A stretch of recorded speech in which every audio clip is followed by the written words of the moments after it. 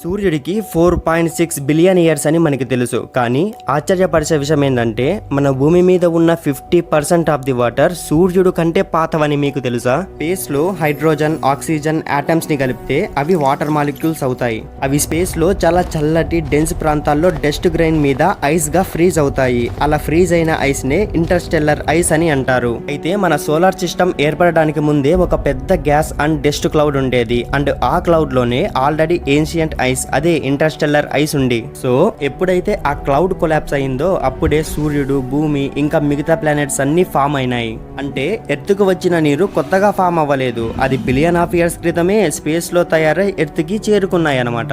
Scientific evidence: సైంటిస్టులు deuterium ratio అనే ఒక స్పెషల్ హైడ్రోజన్ ఐసోటోప్ రేషియోని కంపేర్ చేసి ఈ ఫ్యాక్ట్ ని ప్రూవ్ చేశారు. వాళ్ళు అలా చేసినప్పుడు ఎర్త్ లోని నీటి రేషియో అండ్ ఇంటర్స్టెల్లర్ ఐస్ లో ఉన్న రేషియోకి మ్యాచ్ అయ్యింది.